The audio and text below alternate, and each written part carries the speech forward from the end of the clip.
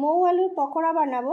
মৌ আলুগুলো লম্বা লম্বা করে পাতলা পাতলা করে, যেমন বেগুনি কাটতে সেরকম পাতলা পাতলা করে কেটে নিলাম।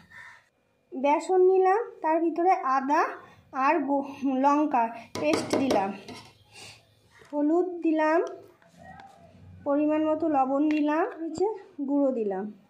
এবার অল্প অল্প জল দিয়ে মেখে নিলাম, যেমন বেগুনের চপ হয় ওরকমই, বেগুনি হয় ওরকমই বানাতে হবে। এবার এই ব্যাটারের মধ্যে চুবিয়ে তেলে দিয়ে দেবো। সুন্দর ভাজা হয়েছে মৌ আলু পকোড়া, পুরো বেগুনি। পকোড়াগুলো হয়ে এসছে, কি সুন্দর। সব নামিয়ে নেবো এক এক করে।